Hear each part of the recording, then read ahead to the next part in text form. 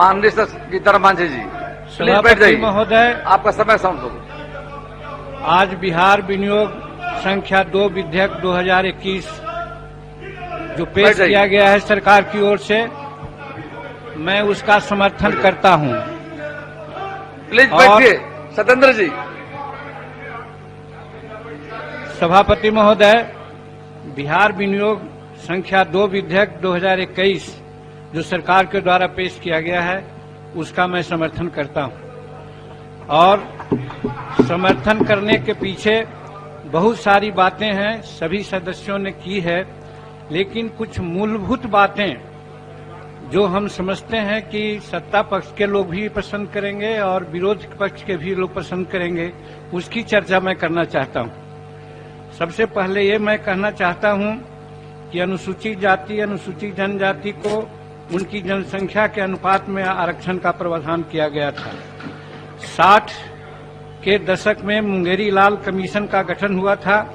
उक्त आयोग का प्रतिवेदन था कि SC/ST को मात्र 8% से कम आरक्षण दिया गया है। आज करीब 50-60 साल से अधिक हो गए हैं, फिर भी जनसंख्या के आलोक में आरक्षण का लाभ नहीं दिया जा रहा है। इसलिए मैं बिहार सरकार से माननीय नीतीश कुमार जी से मांग करता हूं कि SC/ST एवं OBC को कितना प्रतिशत आरक्षण दिया गया है, इसकी जांच के लिए एक कमीशन बैठाए, एक आयोग बनाए, ये हम मांग करना चाहते हैं आज के इस अवसर पर। फिर उसके बाद महोदय, भूदान की जमीन, सीलिंग की जमीन और बिहार सरकार की जमीन को SC/ST के लिए दिया गया पर्चा प्रमाणक के रूप में, लेकिन दुर्भाग्यवश 80% वैसे लोग हैं जिनको उनके जमीन पर कोई कब्जा नहीं है। इसीलिए मैं मांग करता हूं जिसका प्रावधान 2015 में मुख्यमंत्री के हैसियत से हमने करने का काम किया था, वही मैं मांग करता हूं कि सरकार अब क्या है इसमें? आप प्लीज बैठ जाइए, मंडल जी बैठिए। आप बोलिए मांझी जी, माननीय मांझी जी। हाँ। आप यही तो हल्ला, बिना अनुमति के मत बोलिए, प्लीज बैठ जाइए। अरे बैठिए, बैठिए बैठिए बैठिए बैठिए। आप बैठिए ना, फिर कह रहे हैं। अच्छा, आपसे आग्रह, बैठ जाइए। सभापति महोदय, हमारी मांग है कि सरकार एक अभियान दखल देहानी चलाकर पर्चाधारियों को, परमानाधारियों को कब्जा दिलाए और जिसको पर्चा प्राप्त नहीं हुआ है उसको 10 डिसमिल जमीन रहने के लिए और 1 एकड़ जमीन खरीद करके उनको खेती करने के लिए दिया जाए, ये हम सरकार से मांग करना चाहते हैं। महोदय, अरे आप कहने तो दीजिए महोदय। वैसे मैं बोलता नहीं हूँ, आज पहली बार बोल रहे हैं। हम सभी माननीय सदस्यों से अनुरोध करते हैं कि हमारी बात को गंभीरता से सुने।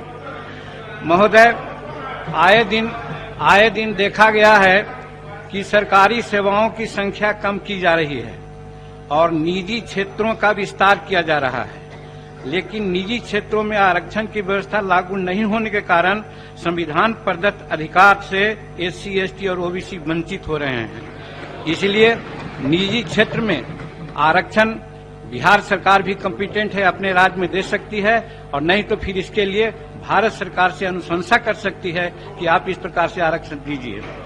महोदय, उत्तरी बिहार और दक्षिणी बिहार में सुखाड़ और बाढ़ की स्थिति बनी रहती है। इन दोनों समस्याओं के निदान के लिए हम अपने समय में जब मुख्यमंत्री काल में थे तो इंद्रपुरी बराज से घोड़ाघाट यानी नीलाजन नदी में पानी लाने का और बीथो नदी में बराज बनने का निर्माण का हमने प्रोविजन किया था, और उससे बोधगया में फल्गु नदी से गया और बोधगया के दोनों किनारे सड़क बनती और वो जो पानी होता जमा होता बराज में, नहर निकाल करके हम मोकामा टाल में भी ले जाने का प्रयास किया था। अगर इस चीज को आज भी चालू किया जाए, यानी इंद्रपुरी से नहर निकाल करके घोड़ाघाट यानी फल्गु नदी, नीलाजन नदी में लाया जाए, बीथो में बराज बना दिया जाए और बीथो से नहर निकाल करके मोकामा में दिया जाए, तो मोकामा के 85 गांव लाभान्वित हो सकते हैं और दक्षिणी बिहार के कम से कम 7 जिला निश्चित रूप में सुखाड़ के स्थिति से ठीक हो सकते हैं। ये हम सरकार से मांग करना चाहते हैं। महोदय, 74 साल व्यतीत होने के बाद भी बाबा भीमराव अंबेडकर साहब का जो कथन था वो मूर्त रूप में नहीं है, जिसमें उन्होंने कहा था कि समान शिक्षा प्रणाली लागू हो। आज 74 वर्ष बीत गए, समान शिक्षा लागू नहीं हुआ है। और उसी में कहा गया था कि राष्ट्रपति का बेटा हो या भंगी का संतान, सबको शिक्षा एक समान। लेकिन दुर्भाग्यवश अभी तक इसकी व्यवस्था नहीं हुई।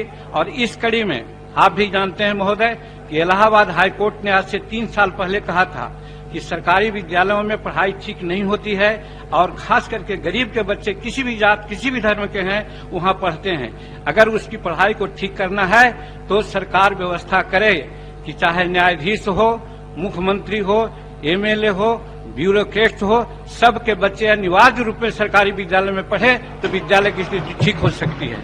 ये हम सरकार से मांग करना चाहते हैं।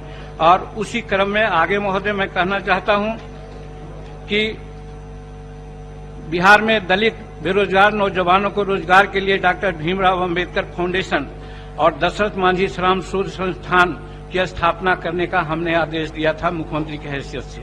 अगर ये दोनों कार्य करता तो आज हजारों लोगों को नियोजन का अवसर मिलता, जो आज तक नहीं हो रहा है। हम सरकार से प्रार्थना करना चाहते हैं कि इन दोनों संस्थाओं को जीवित करे ताकि आपसे आग्रह बस 2 मिनट में कहा तो मैं बहुत ज्यादा मैं बोलता नहीं हूँ। और ये दोनों संस्थाएं अगर कार्यशील हो जाए तो हजारों लोगों को जो बेरोजगार हैं उनका नियोजन मिल सकता है, जिसके लिए बिहार सरकार ने बहुत अच्छी घोषणा की है कि हम 20 लाख को रोजगार देंगे, उसमें एक मदद मिलेगी। इसीलिए मैं यही कहना चाहूँ। दूसरी बात है कि आज जैसा कि कहा कि 20 लाख नौजवानों को रोजगार देंगे, कैसे दीजिएगा? उसके लिए हम अपने समय काल में 75 लाख रुपया तक ठेकेदारी में शेड्यूल कास्ट, शेड्यूल ट्राइब्स, महिला और अति पिछड़ा के लोगों को आरक्षण देने की बात किया था। आज वो शिथिल है, उस पर कार्रवाई नहीं हो रही है। हम सरकार से मांग करना चाहते हैं, नीतीश कुमार जी से कहना चाहते हैं कि आप 75 लाख नहीं 5 करोड़ तक ठेकेदारी में लोगों को आरक्षण दे दीजिए, लाखों लोग नियोजित होंगे, ये हम कहना चाहते हैं महोदय। उसी प्रकार से हम कहना चाहते हैं कि अभी हाल में विश्व अंतर्राष्ट्रीय महिला दिवस का आयोजन हुआ है महोदय। हम अपने समय काल में कहा था कि प्रथम क्लास के बच्ची से लेकर के पोस्ट ग्रेजुएट तक के बच्चियों को चाहे जिस जात जिस धर्म का हो उनको फ्री एजुकेशन दीजिए। मैं मांग करना चाहता हूं कि आज जनरल समान एजुकेशन के साथ साथ वोकेशनल एजुकेशन में भी इन बच्चियों को आप दीजिए, तभी महिला सशक्तिकरण का मान्य हो सकता है। आपसे आग्रह है कि समाप्त करें। एक मिनट और महोदय ये मैं कहना चाहता हूं कि schedule caste schedule tribes atrocity act है 1989 का, माननीय उच्चतम न्यायालय में इसके लिए एक आदेश पारित किया था, जिसके चलते आप जानते हैं कि समूचे हिंदुस्तान के दलित रास्ते पर रोड पर आ गए थे। आज आप बैठ जाइए। रामानुज बाबू प्लीज बैठ जाइए। रामानुज बाबू, माननीय सदस्य रामानुज बाबू प्लीज बैठ जाइए। रामानुज बाबू बैठिए, आप बोलिए। माननीय मांझी जी आप बैठिए, कंक्लूड कीजिए। हमको मालूम है, रामानुज बाबू बैठिए। हमको मालूम है कि जिन रामानुज जी प्लीज बैठ जाइए, वही करेंगे। माननीय सदस्य रामानुज बाबू बैठिए। इसलिए मैं कह रहा हूँ, इसलिए बैठिए, लगता है बैठ जाइए, चाहते हैं आप कंक्लूड कीजिए। आप बैठ जाइए, आप बोलते रहिए। और मैं कहना चाहता हूँ कि SC/ST एक्ट, बैठ जाइए रामानुज बाबू। रामानुज जी बैठिए। क्यों लग रहा है? रामानुज जी बैठिए। क्यों डिस्टर्ब कर रहे हैं? रामानुज जी बैठिए प्लीज, चाहिए आग्रह बैठ जाइए। आप कंक्लूड कीजिए। 1 मिनट महोदय, समाप्त कीजिए। शेड्यूल कास्ट एट्रोसिटी एक्ट 1989 है महोदय। आज माननीय उच्चतम न्यायालय ने कुछ आदेश पारित किया था, जिसके तहत समूचे हिंदुस्तान के जो दलित आ गए थे रोड पर। मैं कहना चाहता हूं कि उस एक्ट को शेड्यूल कास्ट एट्रोसिटी एक्ट को आप संविधान की 9वीं सूची में डालने के लिए बिहार विधानसभा से एक प्रस्ताव भेजा जाए, ताकि वो 9वीं सूची में डाल जाए तो वो अत्याचार नियम को कारगर से। उसी तरह से महोदय हम कहना चाहते हैं कि विगत कुछ वर्षों में शेड्यूल कास्ट और शेड्यूल ट्राइब्स के छात्र छात्राओं को पोस्ट मैट्रिक स्कॉलरशिप बंद कर दिया गया है, जैसा आया है। आज आवश्यकता है पोस्ट मैट्रिक कृपया बैठ जाए, जो स्टाइपेंड है रामानुज बैठिए, आप पुनः चालू किया जाए। मैं यही आपसे कहना चाहता हूँ रामानुज बैठिए। महोदय, पता नहीं रामानुज बाबू को क्या दिक्कत हो रही है। अब यही कह करके आपसे भी मैं आग्रह अपनी है। बात को समाप्त करना चाहता हूं। आपने मुझे समय दिया, इसके लिए धन्यवाद सभापति महोदय। और बिहार सरकार के द्वारा जो विनियोग विधेयक लाया गया है उसका मैं पुरजोर समर्थन भी करता हूं। माननीय सदस्य श्री ललित नारायण मंडल जी नहीं है।